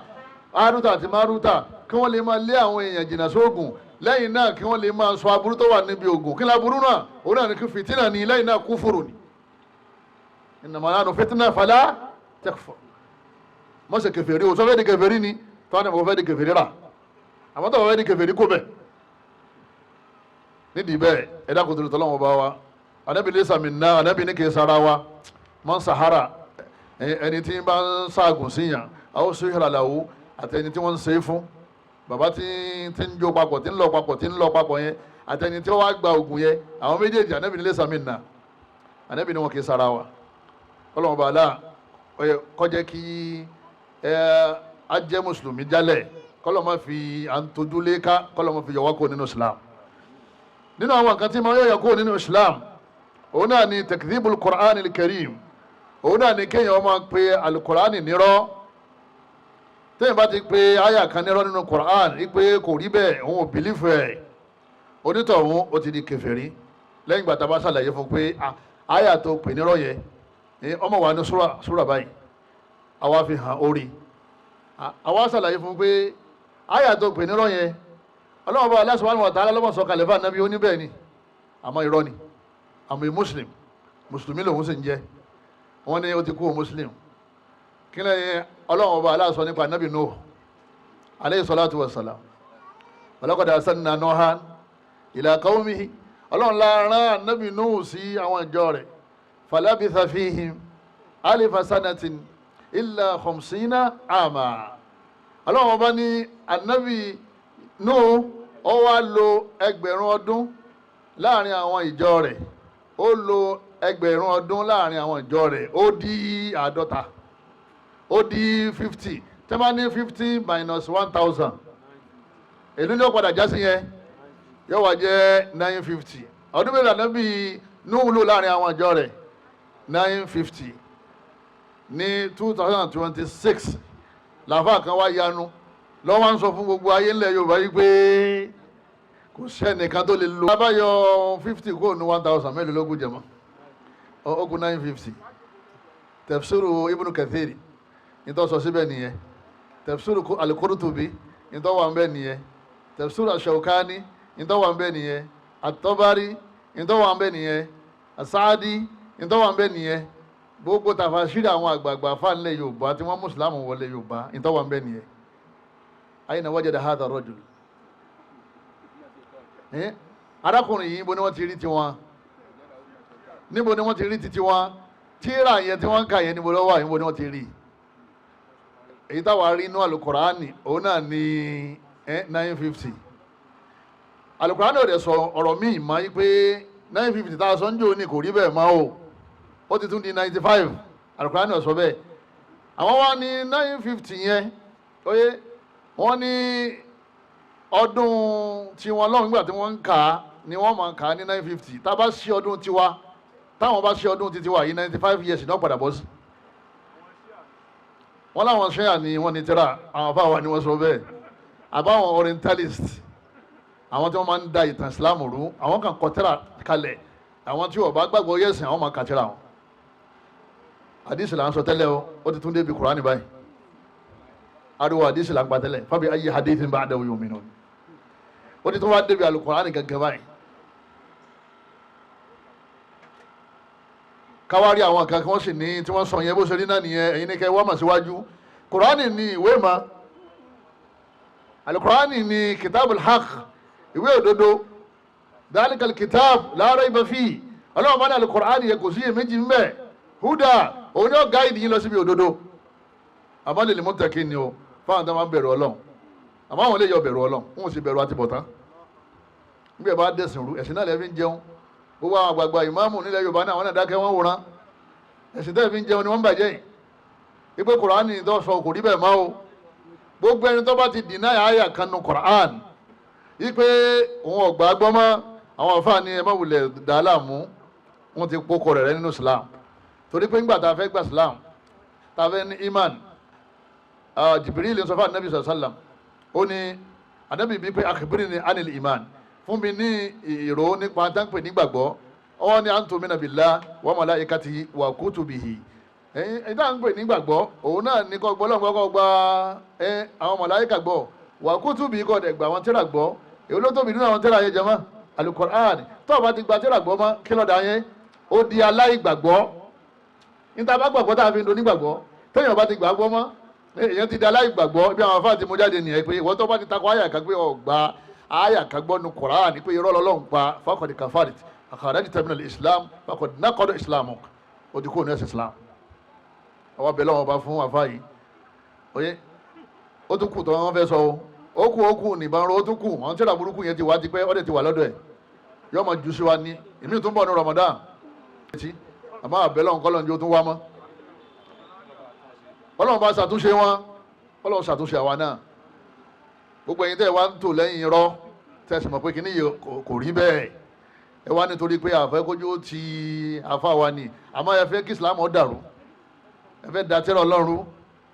Ẹ fẹ́ kójú ó ti àfa yẹn, àmọ́ ẹ fẹ́ kójú ó ti Islam. Àwọn oníṣẹ̀ṣe wọn tí wọ́n mú àwọn ọ̀rọ̀ tá àfa yẹn ń sọ, àwọn náà ti fi ń bú Islam. Èyí tí wọ́n ń lọ́lọ́ nínú Buhari jẹ́ òní tí wọ́n ní Buhari sọ pé ànábì rẹ́pù àwọn obìnrin, ọ̀tọ̀ ní tọ́dẹ̀ wàmí ọ̀tọ̀ ní tẹ̀tú, ẹ lè kéwù yanjú. Àwọn oníṣẹ̀ṣẹ̀ náà wá mú àdísì tí àfáà yẹn tútukútu yẹn, àwọn náà wá nà sí wa. Wọ́n ní ẹ̀yin tá ànábì yìí ń ṣe báyìí, ẹ dákun táwọn àtọwọ́ bá sọ sáwọn tọwọ́ gbé. Ẹ jẹ́ abẹ́rù Ọlọ́run, wattaqu yawman turja'una fihi ila Allah. Ìjọ kan náà ni kò ní gbé méjì tí wọ́n daṣọ bò yín mọ́lẹ̀ tí wọ́n gbé yín sínú sàárè. Ọlọ́run ni ẹ bẹ̀rù ọjọ́ yẹn o. bí yóò bá túbá kọjọ́ yóò tó dé ọjọ́ burúkú ní ó jẹ́ o. Ọlọ́run bá aláàkọ́mọ́sà mú wa dó.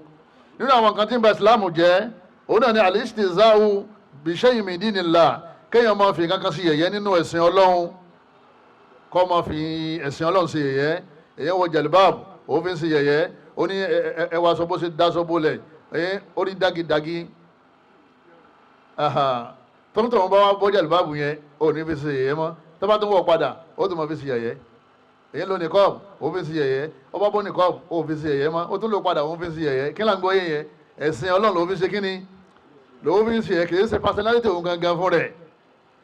Òun fi rùngbọ̀n afá sí yẹ̀yẹ́, ipò ìwòrùngbọ̀n rẹ̀ afá wa fọ́nùngbọ̀n, ẹ̀yàn wá ní àwọn tí wọ́n fáyìn báyìí, ó tún wá bẹ̀rẹ̀ sí dárúgbọ̀n sí, ó tún ní mọ́ dọ́dọ̀ mi mọ́. Gbogbo ẹni tí wọ́n ti ń fẹ̀ sìn Ọlọ́run, nítorí wọn tẹ́lẹ̀ Ọlọ́run, wọn wà díìsì, ẹnìkan ṣàdúrà, ó ní wọ́n jòkó lé dáwọ́ látijọ́ yìí náà, àdúrà wa kúkú gbàjà àdúrà wọn lọ. Ta ló sọ bẹ́ẹ̀ fún ẹ? Ọlọ́run ní àlùjánnà wà kọ́ ọmọ mú ní yẹ̀yẹ́, Ọlọ́run ní iná wà kọ́ ọmọ mú ní yẹ̀yẹ́, ìyà sàréè wà kọ́ ọmọ mú ní yẹ̀yẹ́. Gbogbo tó bá ti jọ́rọ̀ Ọlọ́run tó bá fi ń ṣe yẹ̀yẹ́, èyàn ti kó ní Islam. Ọlọ́run abillahi wa ayati wa rasulihi kuntum tastahzi'un. Ọlọ́run bá ní sẹ́mi Allah lẹ́ẹ̀ma fi ṣe yẹ̀yẹ́, kọ́dà àwọn èèyàn ń fa Allah sí yẹ̀yẹ́. Ẹni tó ní Ọlọ́run bí máa ń sìn, àwọn Yahudi wọn ní Ọlọ́run ahun ni, wọ́n ní yadullahi maglula, àwọn Júù wọ́n láyà gan, wọ́n ní ahun lọ́lọ́run. Ọlọ́run bá lè yàdá àwọn mabsutatan, Ọlọ́run ní èmi láhùn, èmi tí wọ́n jẹ́ pé ọwọ́ mi méjèèjì èyí fi ń bu ìkẹ́ fáwọn èèyàn jojoojúmọ́ ni, bí ìṣe ń bu lọ́tún ní ń bu lóṣè fáwọn èèyàn. Àyẹ̀mọ́ yàwọn tọ́lọ̀ ti kẹ́lẹ̀ ní jama, kọ́lọ̀ mọ́sá kàwá náà kó wa. Yahudi bú Ọlọ́run, àwọn oníṣẹ̀ṣẹ̀ ń bú Ọlọ́run, ọlọ́run lè kàbá ní tí wọ́n sọ lé íńtánẹ́ẹ̀tì nìyẹn. wọ́n ní ọlọ́run wọ́n lè ya èrè kan, wọ́n ní bọ́lọ́run ṣe rí nìyẹn. àwọn kèfèrí àwọn tí kèfèrí làwọn tẹ́lẹ̀ náà nítorí ẹ̀kẹ́ máa ṣe náà nìyẹn. àmọ́ tí mùsùlùmí kan náà bá tún dà wò tó ń fi Allah ṣe yẹ̀yẹ́, àbáyà Kùránì àbí àdìsí ànábì àbí súnà ànábì àbá ànábì gan fún rẹ̀, ọlọ́run ní abillahi wa ayati wa rasuli kuntum tastahzi'un. ọlọ́run bá ní èmi àbí àwọn àyàtà sọ̀kalẹ̀ àbá ànábì mi lẹ́fí ń ṣe yẹ̀yẹ́ la ta'tadhiru láwùjáre má qad kafartum ba'da imanikum.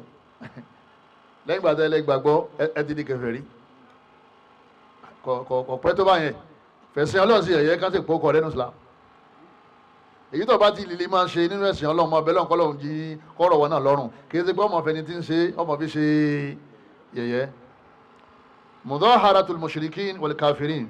ká máa lọ lè ran àwọn oníṣẹ̀ṣí lọ́wọ́ lérí Islam, ká máa sponsor wọn wípé ọya ẹ bá fight àwọn súnà yẹn. ẹni tí wọ́n ń kówó kalẹ̀ fún wọn wá jẹ́ muslim, wọ́n fẹ́ sọdún àjọbọ wọ́n ló kówó kalẹ̀, wọ́n ràn wọ́n lọ́wọ́. wọ́n fẹ́ ṣe ètùtù lọ́jà, wọ́n brọ́dà náà dáwó, alájà náà dáwó. wọ́n náà fẹ́ bọ èṣù, owó rẹ̀ ni wọ́n wá lò tí wọ́n fi rí èṣù yẹn bọ, tí wọ́n fi rí ètùtù yẹn ṣe. wọ́n ní gbogbo ẹni tí máa ń ran àwọn kèfèrí lọ́wọ́, àbí ìwọ lọ bá wọn kọ́ chọ́ọ̀chì tí wọ́n fi ń pàtẹ́wọ́. wọ́n náà lájì lọ kọ́ chọ́ọ̀chì. àwọn olówó wa níjọ́ wọ́n sẹ̀ ń gbọ́n sí ni. ọ̀pọ̀lọpọ̀ wọn àwọn gbà pé tẹ́wọ́ ti dọ̀rọ̀ ẹ̀sìn ká ná sọ́tún ká ná sósì ni. bí wọ́n ṣe gbọ́ yé nìyẹn. ìfẹ́ dárúkọ àwọn olówó tèmi mà ní nígbà táwọn akéwì àti ìjú bí ọmọ ọdún báyìí 19 years lọ nígbà àwọn olówó ńlá lẹ́kọ̀ọ́ bí wọ́n ṣe ń yàwó lu mọ́sálásí ni wọ́n ń yàwó sí ṣọ́ọ̀ṣì. a sì jọ kírun ni, a jọ lọ Mákà ni, a jọ gbààwẹ̀ Ramadan, a jọ lọ Ìdí ni. ní wọ́n ṣe nǹkan wọ́n invite ẹ̀ officially wọ́n invite ẹ̀ ní bí wọ́n ti ń ṣe crusade, a dẹ̀ donate. àwọn ẹlòmíín fún wọn lówó tán bá wá bá yí pé àwọn pásítọ̀ wọn làwọn fẹ́ dáwọn alájì wọ́n dẹ̀ wọlé, alájì dẹ̀ gbé mílíọ̀nù jáde, ó dẹ̀ gbé fún wọn, ó ní ṣe ọlọ́run náà ni. mudahara, ìmáàrán kúfùrù lọ́wọ́, ìmáàrán ẹbọ lọ́wọ́, àti ilé ìjọsìn mi yàtọ̀ sí ilé ìjọsìn Islam, ìmáàrán wọn lọ́wọ́ èèyàn fi ń padà Islam ni. ó lè rí PDP kọ́ máa náwó sínú APC náà, àfi kán dìkámpù ẹ̀ àbí tó bá fẹ́ ṣe kí ni, àbí tó bá fẹ́ dìkámpù kú bẹ́ẹ̀ lókun. ẹ lè rí ẹni tó gbọ́ Ọlọ́run bá gbọ́ tó sì mọ̀ ìtumọ̀ Islam ti ń ṣe, kọ́ wá rí pé igbákejì Ọlọ́run bá tó ń bẹ lórí ilẹ̀, kọ́ wá ní òun lòun jẹ́ sponsor wọn, tó wọ́n mọ̀ sponsor àwọn tí wọ́n ń sin igbákejì Ọlọ́run bá tòun. àwọn olè ran Christian lọ́wọ́ bọ̀tẹ̀ ó lè ran Christianity lọ́wọ́, a máa sọ́dọ̀ la ni. olè ran kèfèrí abọ́gi bọ̀ pẹ̀lú ọwọ́ tẹ́bí bá ń padì yà bá ń jẹ, olè kọ́lé fún tí ọba rí lẹ́sùn tí ń sun lọ́rùn. àmọ́ ò lè ran ilé àjọbọ ibi wọ́n ti ń ṣe àjọbọ, ojúbọ yẹn ọ gbọ́dọ̀ ràn wọ́n lọ́wọ́ tí wọ́n bá ń kọ́lé ojúbọ. ìyàtọ̀ mẹ́lá ni ká ṣe dáadáa sí ẹ̀sìn wọn àtàwọn gangan, a lè ṣe dáadáa sáwọn àmọ́ a lè ṣe dáadáa sẹ́sìn wọn. wọ́n gbọ́dọ̀ fún envelope kò ní ìwọ náà fi dá sí pé ká fi kọ́ church yẹn, tí wọ́n kọ́ tán àwọn ọmọ yín ni wọ́n kó síbẹ̀ náà, àwọn mùsùlùmí ni wọ́n kó síbẹ̀. lẹ́yìn náà wọ́n náà wọ́n establish aburú lórí ilẹ̀ Ọlọ́run, inú Ọlọ́run ní dùn sí ọ. wa man yakfur bit-taghut wa yu'min billah, Ọlọ́run bá alá gbogbo Ọlọ́run bá ní ẹni tí ó bá lè kẹ̀yìn sí tọ́gùt gbogbo tí wọ́n ń sìn, wa yu'min billah tó wá kọjú sí Allah nìkan, faqad istamsaka bil-urwatil wuthqa la infisama laha. Ọlọ́run bá ní òun ní gangan ló di Islam mú, Islam ò dẹ̀ ní bọ́ọ̀lẹ̀ lọ́wọ́ ẹ̀. la ilaha al-kufr bit-taghut illa Allah wa yu'min billah, al-imanu billah. ó lè ti jẹ́ mùsùlùmí ó dìgbà tó bá kórìíra ẹbọ àtàwọn tí wọ́n ń ṣe, ó dẹ̀ ní bá wọn kópa ń bẹ̀, ó ní ràn wọ́n lọ́wọ́ lérí ẹ̀. nígbà náà ni Islam tiẹ̀ náà tó fẹsẹ̀ múlẹ̀. tó bá wà ní Islam tó wà ń gbé bọ́ lárugẹ, tó ń sponsor wọn, tó ń ràn wọ́n lọ́wọ́, ìwọ náà ti ṣe kíni, ó ti jáde kúrò nínú ẹ̀sìn Islam. Ọlọ́run bá ní wa man yatawallahum minkum fa innahu minhum. Ọlọ́run bá ní gbogbo àwọn tí wọ́n bá ti ń kún wọn lọ́wọ́ lérí ẹ̀sìn wọn, àwọn náà ti dára wọn ni.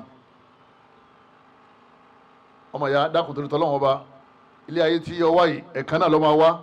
ilé ayé tó wá yìí wọ́n yé wá lẹ́ẹ̀mejì o.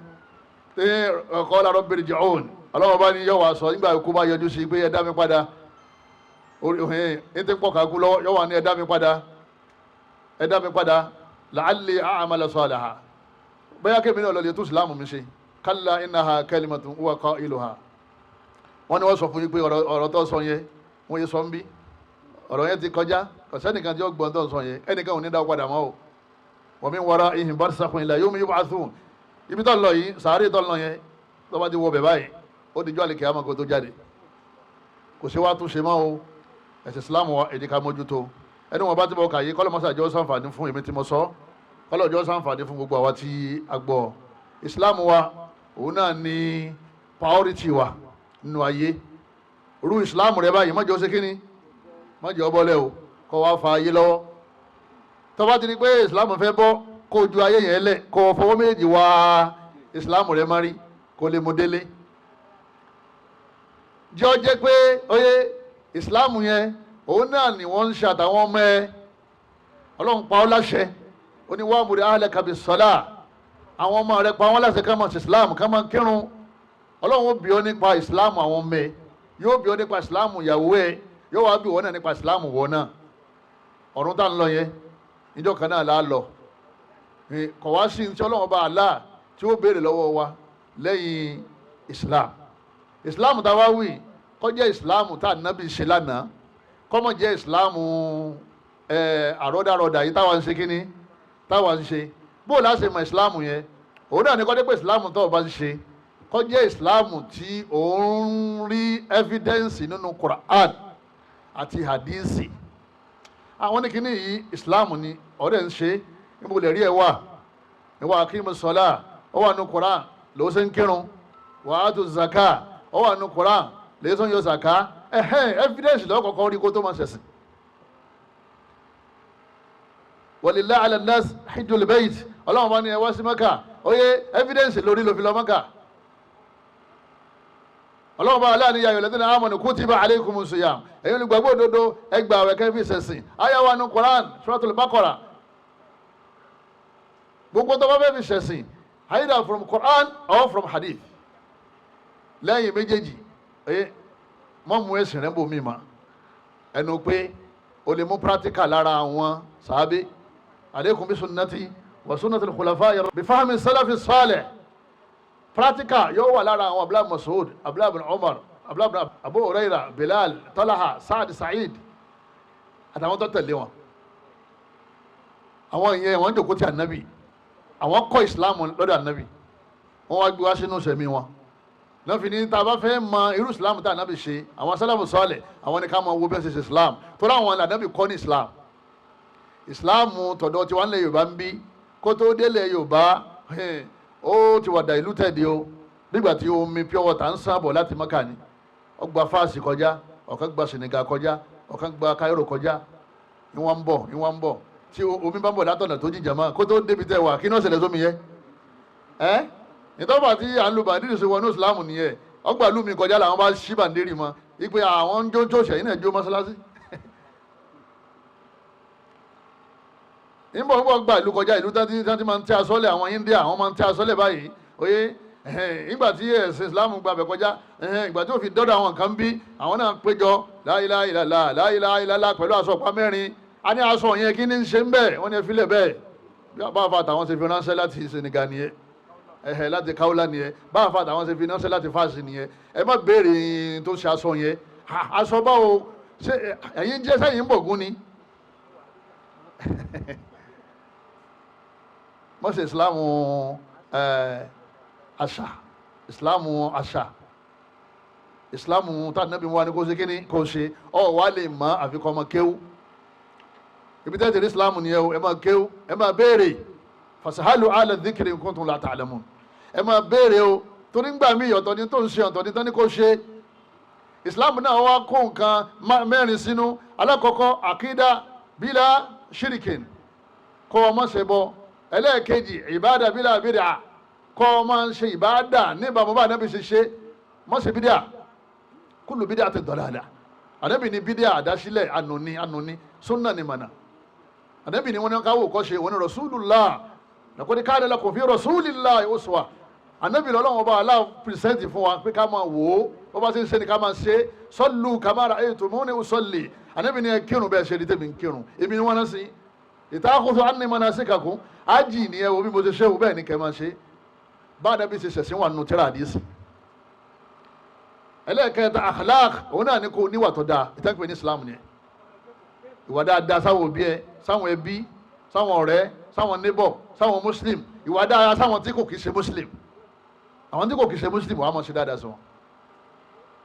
lẹ́yìn náà al-muamala gbogbo bó ṣe fẹ́yàwó bó ṣe kọ̀yàwó jó níbàámu pẹ̀lú Islam.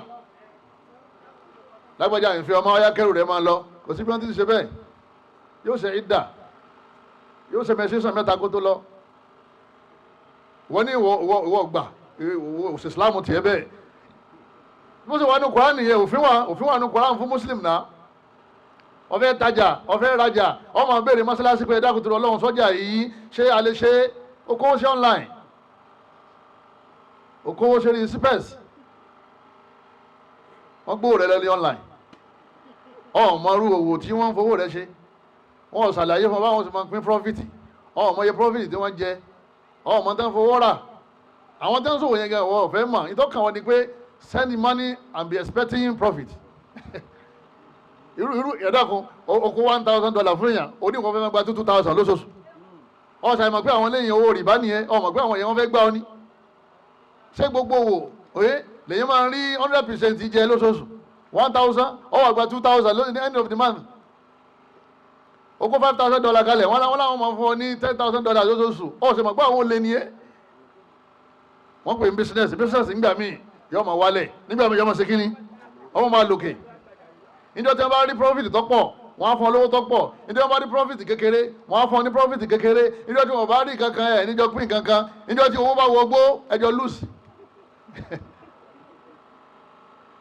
wọ́n wá tàn wọ́n wá gba $10,000 lọ́wọ́ rẹ̀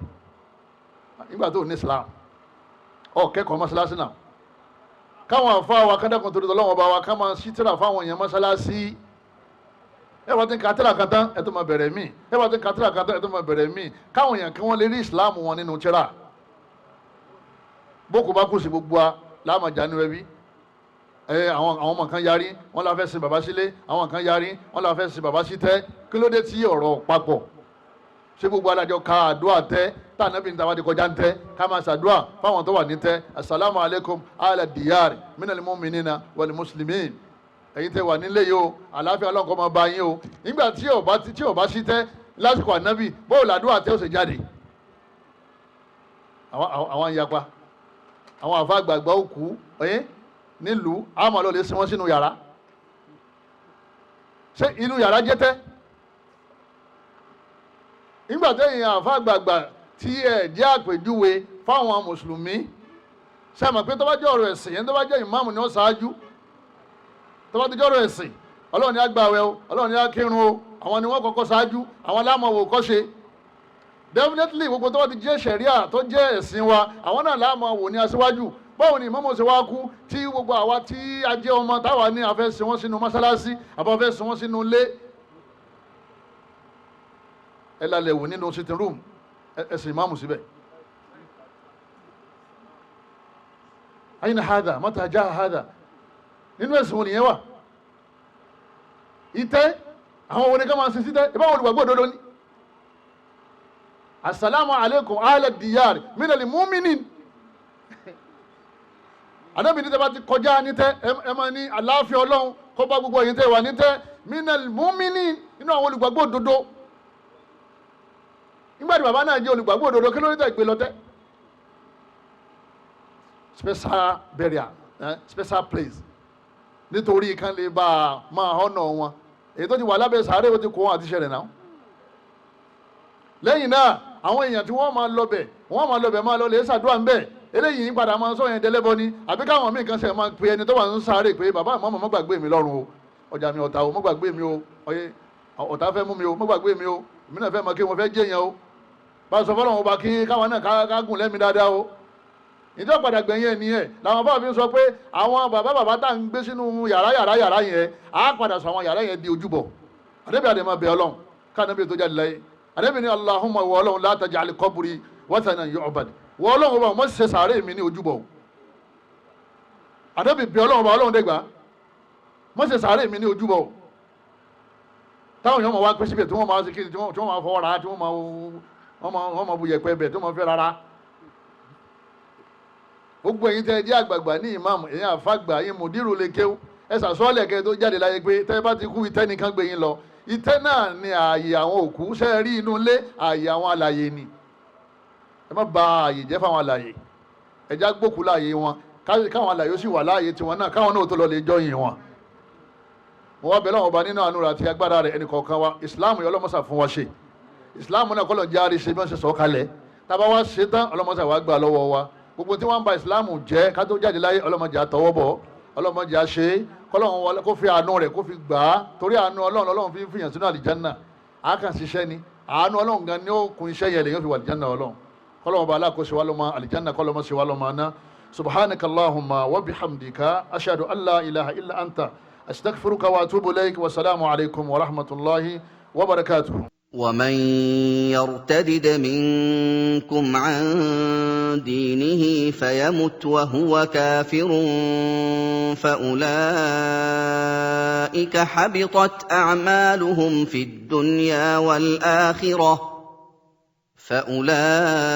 فأولئك حبطت أعمالهم في الدنيا والآخرة وأولئك أصحاب النار هم فيها خالدون